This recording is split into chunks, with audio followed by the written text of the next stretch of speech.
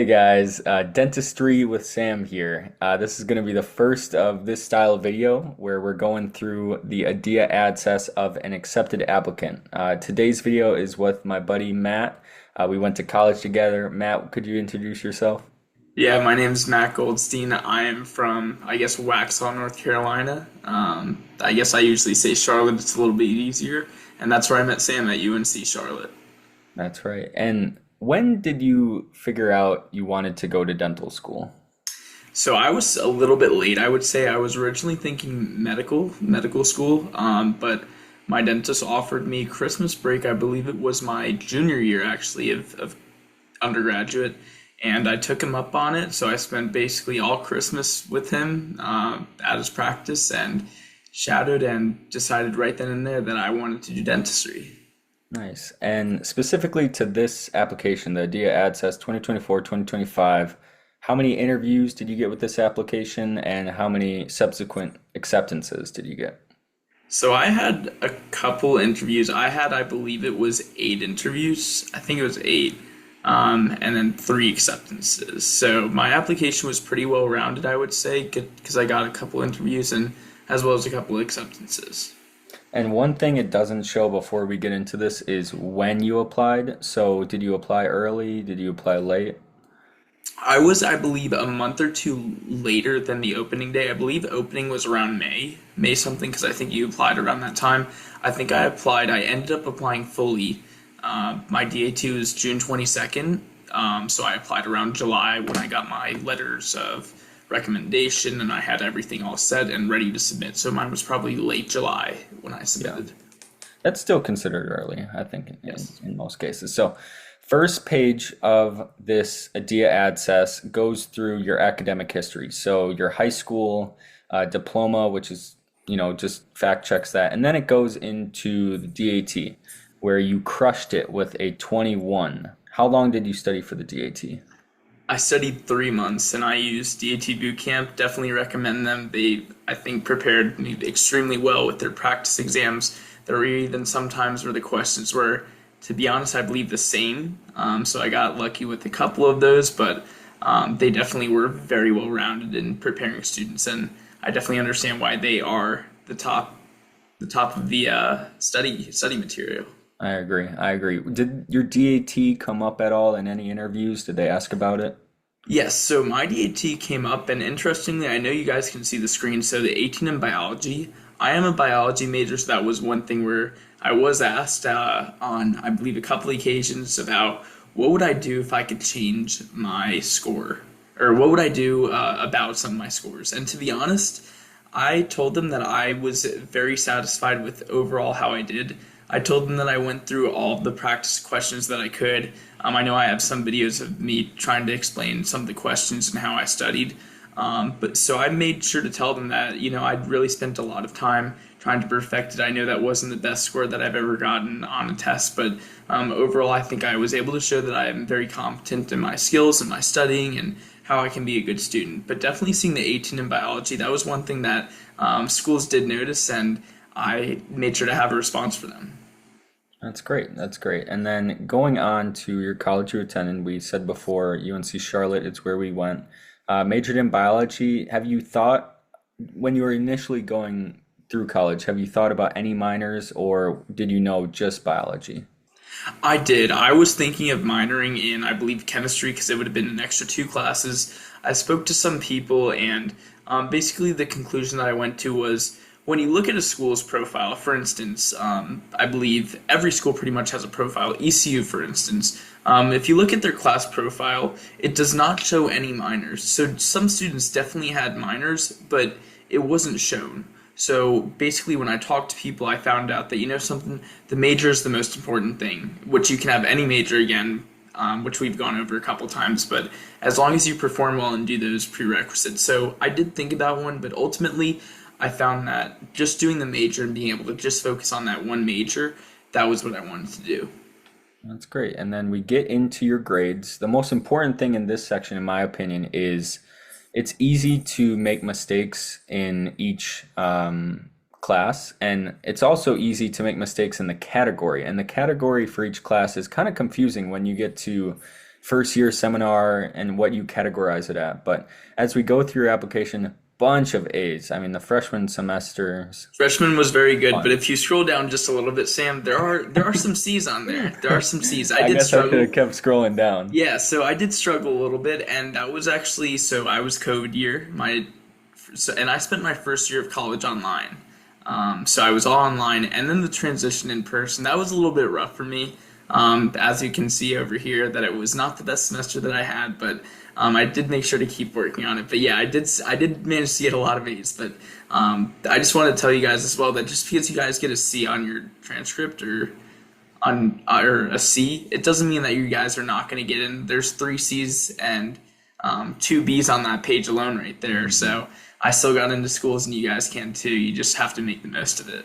Right. And there's a bunch of people on Reddit, especially, and they're like, oh, I got a C in Gen Bio or Gen Chem.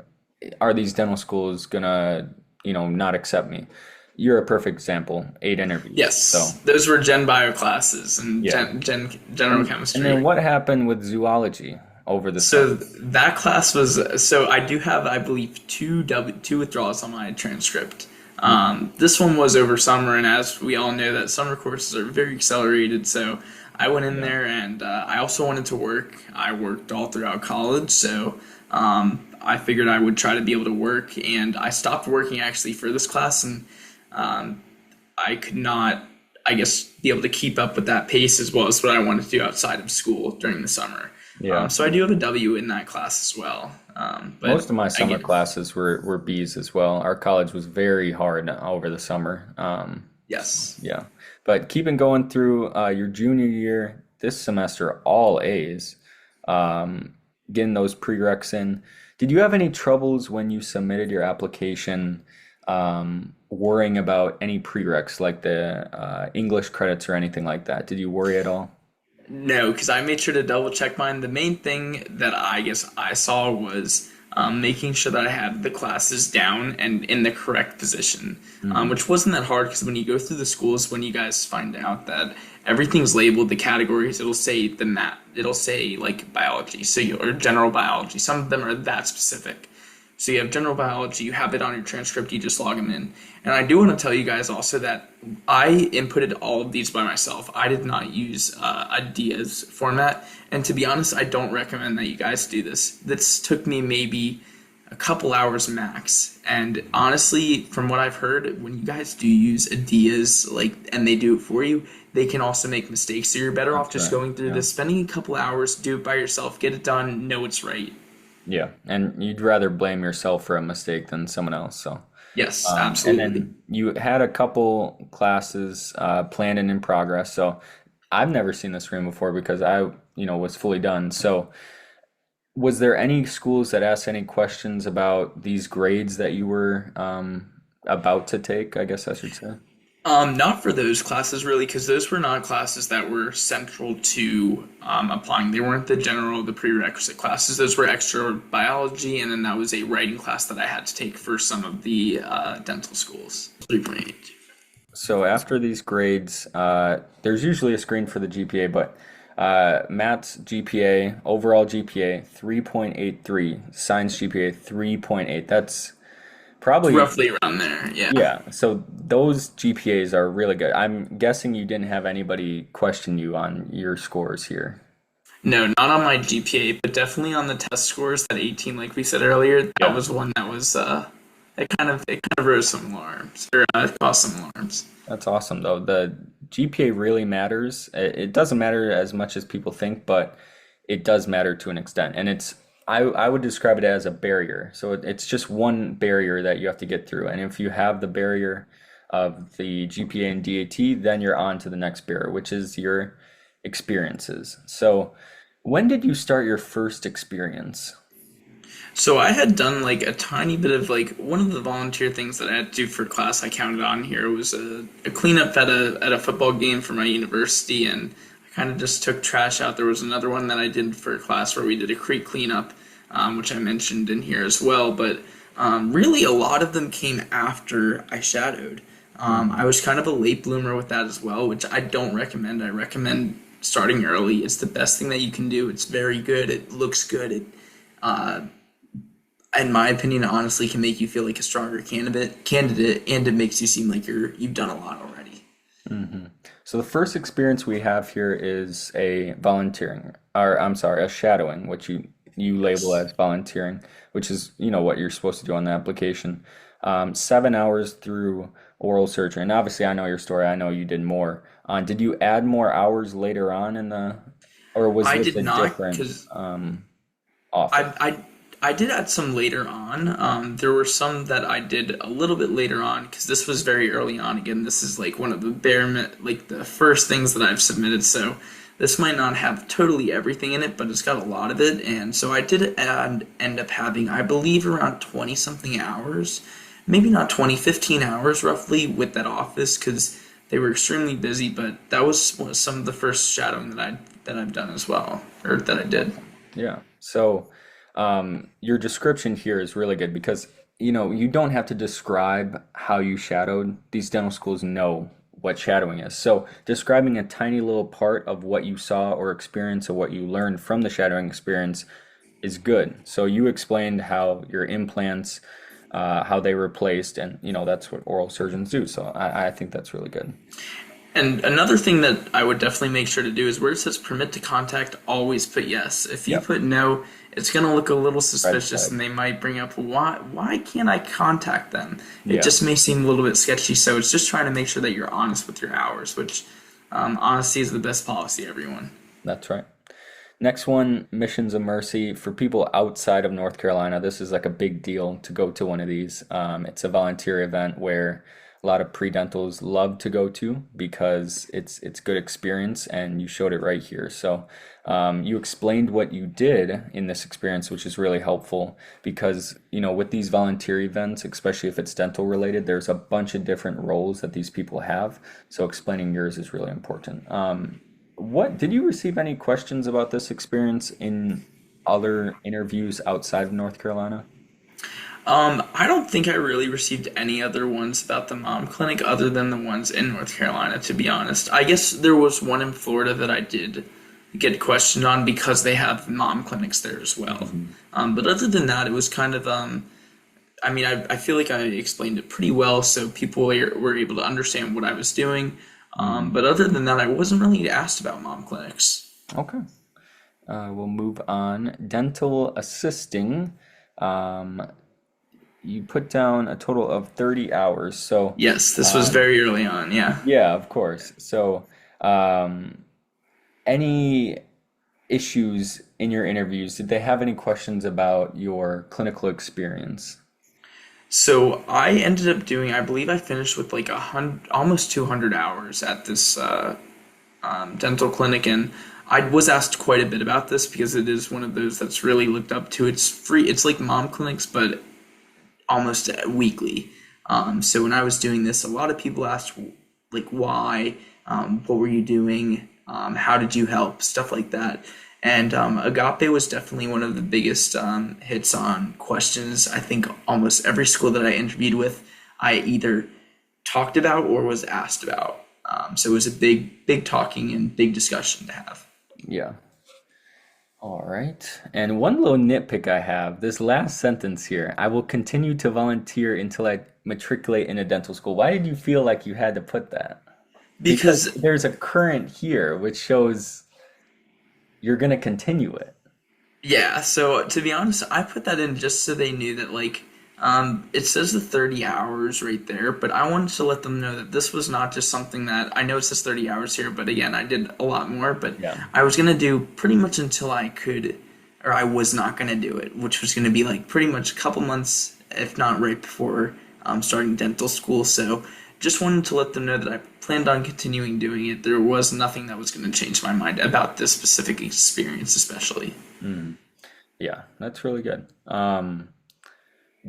And I think that's important for pre-dentals to hear. If you have an experience that you are doing and you plan to continue it, you can log those hours in even after you submit. But if you have an experience that you haven't done yet and you submit your application, there's no way to add that new. I mean, there is that way to add the new experience, but you can't say you plan to do an experience on your initial application.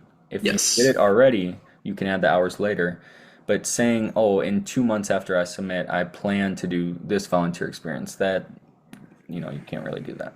And I don't think they really want to see that. I think they want to see Yeah. what you've done, what Completed. you Yeah. are doing. Yeah. So, volunteering for the pre-dental club, it's pretty, standard. It's good to get involved for all the pre-dentals out there in the pre-dental club or whatever club you have at your college. So this is good. This is non-dental related experience. Yes. So, did you get any questions about why not medicine Yes, so that's based on actually a this very experience? yeah, that's a very popular question that I got asked as well. Just because they see CNA and they know it doesn't have it has nothing And to do with 400 dentistry. hours of CNA. And 400 hours of CNA. Yes, so I worked in the hospital I had 400 clinical hours. So I guess I did have a little bit more clinical hours than I said earlier, but Hmm. not as much related to dental. But this was definitely one where I was asked why did I switch, and I was honestly asked how did this help? And there's a lot of conversations that we could have about that, but the short answer is that you're still talking to people. And I think that's one of the Right. biggest things that schools want to see. They want to see interacting. They don't want to see you sitting behind not talking to anybody because dental or dentistry is a social you have to be social with this career. You have to be able to talk to people. And I was able to do that in as a CNA as well. Yeah, that's really good. This next one, before you respond, because I know you, Matt, I know you. Yeah. And this is one of the cool things that you have on your application is car detailing. Why is it not one of your six most important experiences based on your hours and based on how unique this experience is? Why didn't you put this as a unique experience or important, I mean? So I actually had problems with that on my application. I just never addressed it, but I would click star for something that you have, I believe, six Yeah. stars that you Yeah. can do, and I would click it for this one, but it would never stay. So I eventually was like, okay, I'm not gonna worry about it, and I do Yeah. not recommend doing that because this is honestly one of those things that really I think helped set me apart. Right. It was something that's really it's just who I am as a person, and I enjoyed it. But yeah, that's a great question as to why it was not a top. It just would not work on my I mean, at least you application. tried. That's what I'm trying I to. did have to call ADEA once, and I was on the phone on hold for like an hour, and I was like, I don't want to do that again. But I Right. should have. I should have. Yeah. And this experience description I think is really good. I think this last sentence, I take pride in detailing each car and treat each vehicle as if it were my own. And there's a lot of parallels in the time it takes to clean a car and the time you spend in a chair with a patient. So I think, Absolutely. yeah, I think that's a really good experience. And it shows that these dental schools aren't just interested in, oh, I'm doing dental assisting, I'm part of the pre-dental club, I'm doing research. They like these unique experiences. So let's go on. This is another one of your unique experiences. Talk me through putting this on your application and your role in karate in your life. So I did martial arts because my parents wanted me to, I guess, learn self-defense, and I eventually was able to teach it to people. I feel like I'm giving the spiel that I gave to every school, but that's kind of how I started it with every school, actually. But I did martial arts for many, many years. Gosh, I'm looking at this number and it says 12 years, so a very long time. And I worked my way up through the ranks. I was actually one of the highest at the studio that I went to, and I taught a lot of people, not just martial arts, but also being having good personality and whatnot. I think that goes a lot with martial arts, and I guess getting in tune with yourself as well as physical strength. Um, and yeah, I was a fourth degree black belt, so I did it for many many years and taught a lot of people, and it was a big part of my life. I really enjoyed it, and it's definitely something that I hold true to my heart. That's great. Yeah. And a lot of hours, which A shows lot of hours. how Yes, I started committed you very were. young. Yeah. Going on to research, one of the things I get asked about in the comment section is how important is research in the dental school cycle. I don't think it's as important as medical school. I think medical school values it a little bit more. For dental, I don't think it hurts at all. I think if you have the opportunity to do research and it doesn't take down your grades or your time to study for the DAT, I think it's important. So, any questions about research in any of your interviews? I was asked about my research, and my research was kind of very complicated to explain. So, kind of dumbing it down was very difficult. So, I tried to make it seem very, I guess, as simple as I could, which was very tough. But they asked about what it was, and I'm happy to explain what it was. It was kind of finding a DNA strand and being able to explain it. That's the best. That's the Right. simplest way I could And describe it. yeah, that's important for not only this experience, but for all your experiences. The ones that are uber specific, you don't want to use the language that you would in your Yeah, lab, you want to dumb it and down. and I would agree that I guess research I think it is important, and it does look good. It can't hurt. But I mean, it's definitely not the top thing that I think schools are looking for. Right. But again, like being able to explain your research, and I honestly tried to steer away from research and explaining it because of how difficult it was in interviews. And I knew that if I was to explain it to somebody, they might not understand it, and that might hurt my chances of getting into their school. So Right. truthfully, I did try to avoid my research part of this, but I knew that I could still explain it, just hoping that they could understand it Right. was the And I problem. get, and I guess when I say you really don't have to do research, if you want to do research in dental school, I think it looks good for these dental schools. Let's say you get into a dental school and you did research in undergrad. I think you can matriculate into research in dental school easier because you know how to use a pipette.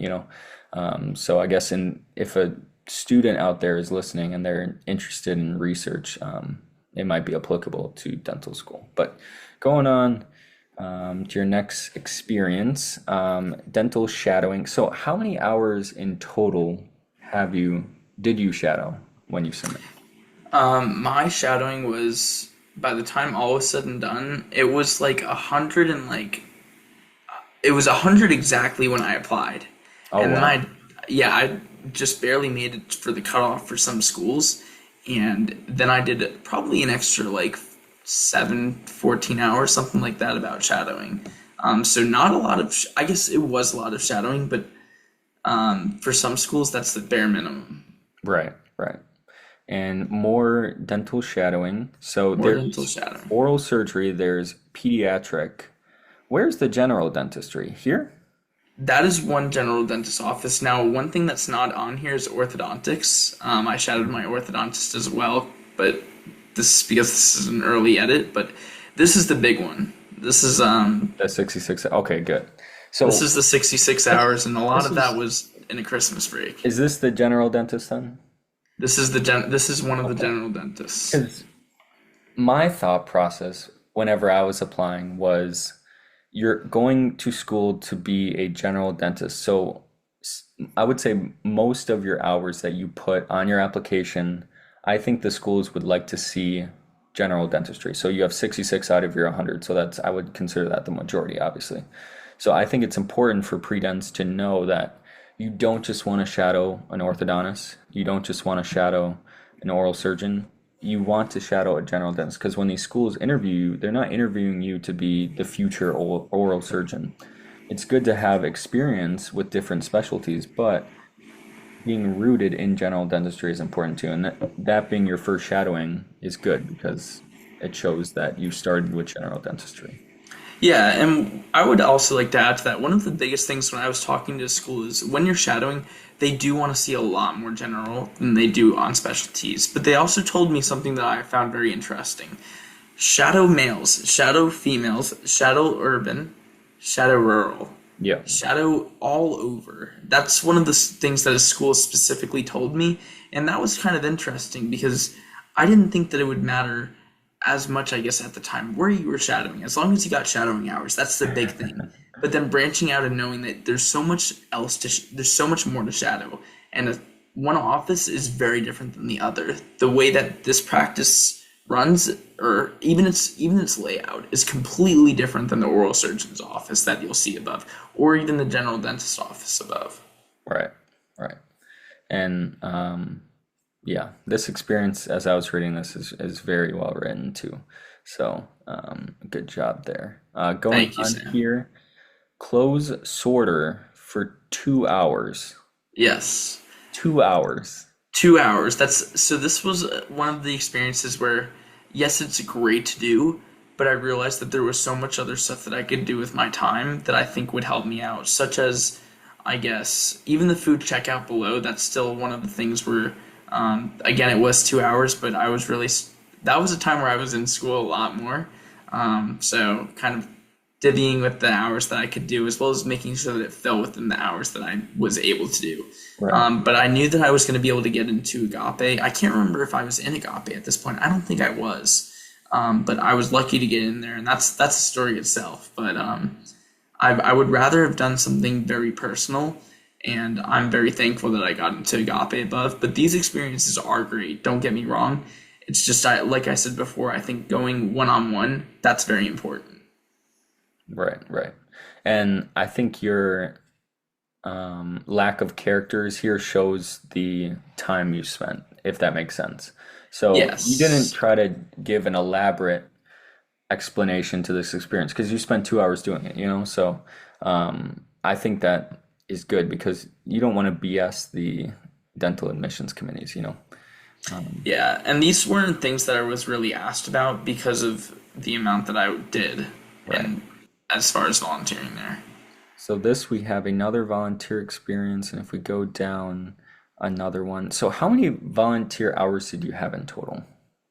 Volunteer was probably, by the time all was said and done, around 200, and I would say around 215. By the because this is very early on, and I had around, yeah, probably around 215. So a good amount of a good amount, and a lot of Really different good. variations. Are very a lot of different experiences, and I think that's one thing that's very important is being able to dip your feet into something different. Right. Even if you do 2 hours, like I did above, I don't recommend just doing 2 hours. Definitely spend more time there. It'll definitely help, but find something that you enjoy volunteering for, and I think that's also important. Is Right. finding something that you enjoy to do, something that's close to your heart. If that's working with pets at a shelter, do that. That's still volunteer. You're still going to be able to, I guess, show emotion. That's something else that's pretty important. Right. Right. So as we move on here, we go into kind of the achievements of the award. So these are pretty straightforward. What I mean by that is the dean's list, the chancellor's list is straightforward. But what can you tell me about this experience right here? Because I've never seen this before. Next door. Yeah, so that's the app that I kind of use to advertise my business. And I was voted the top detailer 2 years in a row by members of my community. So I didn't even ask them to vote. I honestly didn't know it was a thing at first. And I got a notification that I was a neighborhood favorite. And I was very honored. It showed a lot of work. I did a lot of cars to get to this point. And yeah, that was just some interesting experience that I don't think a lot of people have. Yeah, that's good. And because this is my YouTube channel, I have to nitpick a little bit. Since there's different dean's lists and chancellor's lists at different colleges, I think adding what GPA you needed to get in the dean's list would help the dental schools understand. They know it, you got a good GPA. So I don't think it matters too much that you didn't say you need a 3.7 or above on dean's list, but I think it might help, if that makes sense. Yeah, and then something else that I do want to mention as far as my scheduling is that I was not a full-time student the whole time. If you were to go up, or I guess go back and look at my schedule, there were Mm, times where I was just doing 11 credit hours, and that's all. And that's how I could work. So just because you do 11 credit hours doesn't mean that you're not a full-time student, doesn't mean that you're not capable of getting into school. I occupied my time by working, and I think that also supplemented the time for extra classes. right. But if you're going to take less classes, you got to make sure you do well in them. And Yeah. you also have to do something else besides just classes. Right, right. So now we go to the holy grail of your Holy grail. personality, and that's your personal statement. Yeah. Do you want me to read it? Or do you want to read it? Um, Up to you, Sam. I'm happy to if you don't want to. All right, go ahead. All It's right, your so personal statement. I'll let you read it. So I said at the age of 9, I started participating in martial arts, not knowing how it would affect my life. What was meant to be a personal journey progressed to becoming an instructor for ages 5 to adults of all ages. Becoming an instructor allowed me to create meaningful bonds with the students I taught and see the difference I was making in their lives and their martial arts journey. I continued my martial arts training with practice, patience, and perseverance. Receiving my fourth degree black belt symbolized the commitment and dedication I had throughout the years, which allowed me to strengthen my skills and share my knowledge while simultaneously evolving as a leader. From perfecting techniques to protecting our teeth with a mouthpiece during sparring, the lessons learned have continued to impact my life. Dentists play an integral part in their practice by being leaders in their team of staff. Through my experiences at dental offices, I noticed that the attention to detail and techniques were done precisely. My dentist always considered how his actions could change somebody's life and maintained respect, safety, and engagement with each individual he encountered by walking in with a smile. There is a true passion for such qualities, and I have learned to value compassion and empathy towards others, which are qualities of a great dentist. My experiences as a certified nursing assistant were another step in deciding to pursue dentistry. I gained knowledge about healthcare and patient care and saw a connection with dentistry. For many people, the hospital, like a dental office, is an uncomfortable environment. However, there are significant correlations. Open communication with the patient about the procedures and what they should expect is the first step in gaining trust and ensuring the patient feels safe and comfortable. The dental offices I observed strive to provide patients with a positive experience in a place they did not want to be by fostering trust and quality patient care and building meaningful relationships. The patient is the priority in both instances, and I have learned how important it is to center the patient. I want to continue working to improve patients' oral health and give them the confidence to smile. The communication skills that dentists use towards others is undoubtedly a characteristic that forges long-lasting dentist-patient relationships that I hope to provide my future patients. Shadowing Dr. B allowed me to view dentistry through his eyes and was another experience in solidifying my goal of becoming an excellent dentist. I was always excited to be in the office and watch the detail-oriented work done on patients. When allowed to interact with patients, they always spoke highly of Dr. B's work and how he took the time to do it right the first time. I have always tried to have my work speak for itself, and dentistry exemplifies this. Watching my dentist place crowns correctly the first time and with quality shows precision and his caliber of work, both of which excite me about dentistry. I have been fortunate enough to be able to better the lives of others while learning much about access and affordability of dental care. While volunteering at the Missions of Mercy Clinic and Agape Dental Ministry, I saw countless people's lack of dental hygiene and evidence suggesting this was a last resort. Seeing the relief on the faces of those who had received care, as well as the amount of materials that were utilized for their care, revealed that accessible and affordable dental care is an issue that needs to be addressed. I would like to one day partner with organizations as a dentist to help amplify serving the community by providing dental care to individuals who are affected by social determinants of health. With general dentistry, I can provide a wide range of services and see a variety of dental conditions and procedures, along with a wide range of ages. This would further allow me to connect with my community and build relationships with individuals.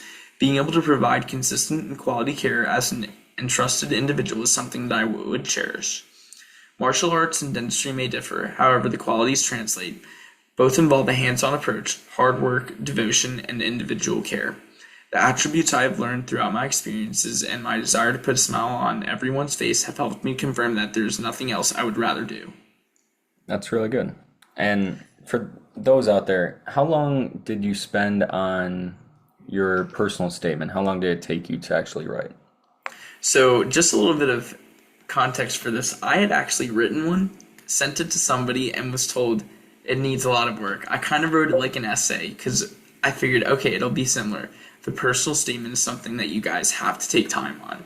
I ended up having to rewrite it all, and I gotta say, writing about yourself is one of the hardest things to write about. It's not like an essay, there's no guidelines, it's you.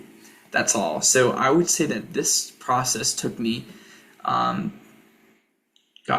probably about 4 months of, I guess, going back and forth about what to put in my personal statement, including the time of sending it and getting an email sent back that it needs a little bit of tweaking. and by a little bit, it was actually a lot.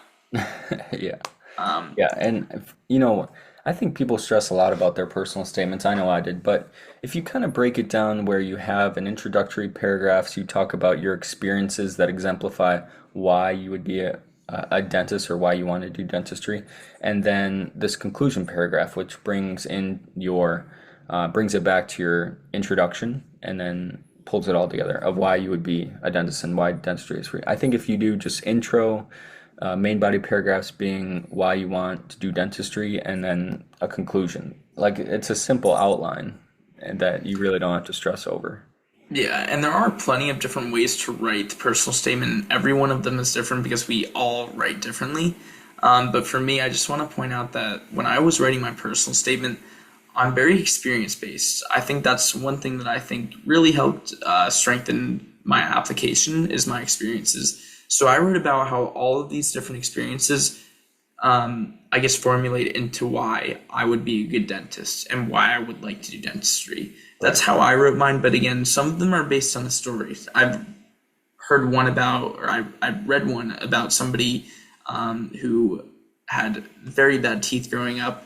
Another one about a baseball player who was hit and broke his jaw, or I can't remember, broke his jaw or broke some teeth, and spent a lot of time at the dental or at a dentist's office. So there's plenty of different ways to write it. This is just my personal statement, and yeah, there's plenty of ways to write it, and just make sure you guys put time into it and have people read it over. Right. And let's say I was a dental admissions committee and I was looking at your application. I think the main things that I would look at after I get through your GPA and DAT, because that puts you in the, okay, this requires us to look further because it's not you don't have a 15 on your DAT. So you can your application into the other pile. So once you're in that other pile, I think the things that stood out for you most were your experience you spoke about here, the Agape Dental Ministry, so the volunteering as a dental assistant and seeing that, I think that really helped. And also the card detailing, if I can ever find it.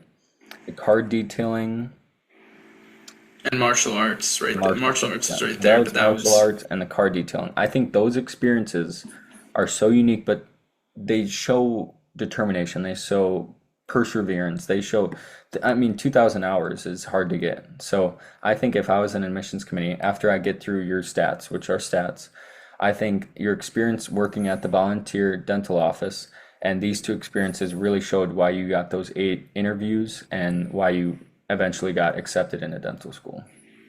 yeah. And some interviews you'll find that I mean, you're vetted, of course, to get into the school and have an interview, but at the same time, once you're in, there are some interviews where I don't even think they had this information. I think they just got the questions to their school. So Right, they'd start off, "Who are you?" And then you'd have to talk. And right. it could be like that. So when you're interviewing, you can't expect it's open, what is it, open note or open book? I can't remember the correct terminology You can have anymore, a but closed format or open closed format. format or open format, even with the closed, or even I think it was closed where they're not seeing it, but Right, with closed, there were times where they did not see a lot of the information. Like they did not know that martial arts or car detailing was an integral part of my application, and I right, wrote about it quite a few times. So right, don't take anything for granted, and always try to get out what you can when you're interviewing. But that's a story for another day. right. And one more question. If you had to flash back 1 year and do this all over again and submit your application cycle or application again, what would you do differently if you were to do anything differently? Um, I mean, getting a better DAT score Well, would have been everybody would nice, want to get a but 30 on the DAT. I Is there really think anything that like that you wrote down that you looked later on that you didn't like or anything? Or everything was perfect? definitely everything was not perfect, but I don't know if I would really be able to change. I think my mindset's always like, once I think something's very good, I mean, I'm obviously willing to take constructive criticism, but I don't know right now if I could definitely point out one thing that really stood myself apart. I think that when I wrote down stuff, I always had a bunch of people check it. Right. But I'd be curious to see what the schools that I did not get accepted to would say, We'll never know. because That's the thing. I'll never know. But as far as applying, if there's one thing that I could change, it's starting early. I guess that, I mean, if I could, but that's I honestly the agree. No, biggest thing. I think that's Starting early. important. I mean, Yeah. when they see I only have 30 hours, and this is a submitted application, I believe it was submitted or getting ready to be submitted. I can't remember which one. I think this was submitted actually, and they see 30 hours or something like that at a dental office, and I'm writing about it. That's what I would change. I would have to say is getting those hours in early to make it seem more strong. Because if I had said, well, I already have 200 hours shadowing or not shadowing, volunteering at this place, and I'm writing about it, I think that makes a lot more sense if I'm to look back at myself and be like, this is what I would change. Starting early and being able to write about it a little bit stronger. Right. Well, thanks for joining me. And yeah.